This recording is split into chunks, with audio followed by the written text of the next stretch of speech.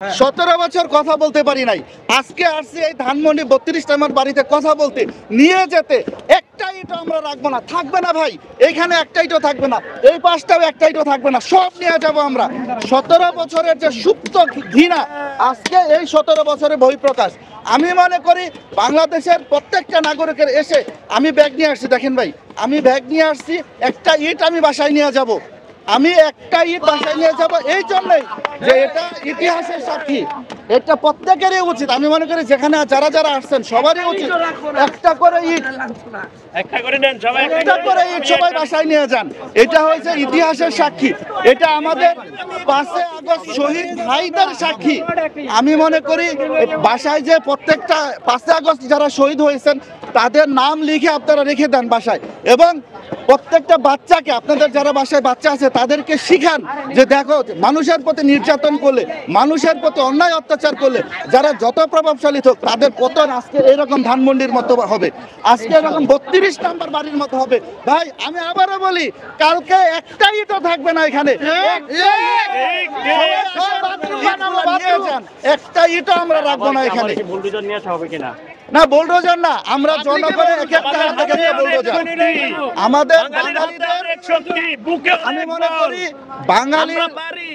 আমি মনে করি যারাই বাংলাদেশের বিরুদ্ধে ষড়যন্ত্র করবে, যেখানে বসে ষড়যন্ত্র করবে, তারা যত শক্তিশালী হোক, আমরা বাঙালিরা বুক পেতে দেব এই বাংলাদেশ রক্ষার জন্য। বাংলাদেশকে আর কোন জালিমের হাতে তুলে দেব না ইনশাআল্লাহ। 32 নাম্বার কেন, যে কোনো আতুরঘর, যে কোনো আয়নাঘর থাকবে না। শুধু আওয়ামী লীগ না, যারাই আসুক বাংলাদেশে ক্ষমতায়, তারা যেন এরকম দুঃশাসন আর না করতে পারে।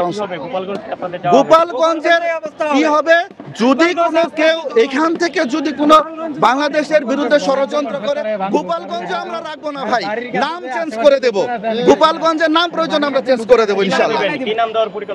এখন এইটা প্রশাসন সিদ্ধান্ত নেবে। হ্যাঁ এই যে ভাইয়া বলছে গোপালগঞ্জ পরিবর্তে শান্তিগঞ্জ, প্রয়োজন আমরা শান্তিগঞ্জ করব। আমি একদম প্রবাসী বাংলাদেশি, আমি এখানে আসছি সকল প্রবাসীদের পক্ষ থেকে একটা ইট নিতে। আমি নিয়ে আসছি কারণ যখন ইন্টারনেট বন্ধ করা হয়েছে আমরা ঘুমাইতে পারি নাই, যখন শুনছি শেখ হাসিনা পালাইছে তখন একটা ইট নিতে বাংলাদেশে আসছি, ছুটে আসছি। সকল প্রবাসীদের পক্ষ থেকে আমি আসছি একটা ইট নিতে, আমি একটা নিছি, সকালে একটা করে নিবেন, কারণ আমরা আমাদের ফ্যামিলির সাথে কথা বলতে পারি নাই, আমাদের ফ্যামিলির সাথে আমরা অনেকদিন যোগাযোগ করতে পারি নাই, তারা আমাদের কষ্টগুলো কখনো বুঝবে না।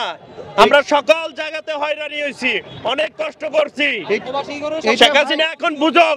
এটা ভাই আওয়ামী লীগ, বিএনপি, জামাত এটার বিষয় না, এটা হয়েছে বাংলাদেশের বিষয়। আপনারা একটা যারা আসছেন একটু চিন্তা করেন যে এই ধানমন্ডি 32 নম্বর বাড়িটা ইতিহাসের সাক্ষী, বাংলাদেশের জন্মের আগের থেকে যে বাংলাদেশের যে ইতিহাস তার সাক্ষী। আজকে কেন এই করুণ পরিণতি, কার কারণে এই করুণ পরিণতি? শেখ হাসিনার জন্য, সে শুধুমাত্র শেখ হাসিনা একজনের জন্য এই বাংলাদেশকে আজকে সে যে পরিণতি, যে বদ্ধভূমিতে পরিণত করছে, বাংলাদেশের মানুষের কণ্ঠরোধ করছে, তারই আজকে বহিঃপ্রকাশ ভাই। আমি মনে করি যে প্রত্যেকেরই একটা করে ইট নিয়ে যাওয়া উচিত, প্রত্যেকটা বাঙালির একটা করে ইট নিয়ে যাওয়া বাসায় রেখে দেওয়া উচিত শিক্ষার জন্য, ভবিষ্যৎ প্রজন্মের জন্য।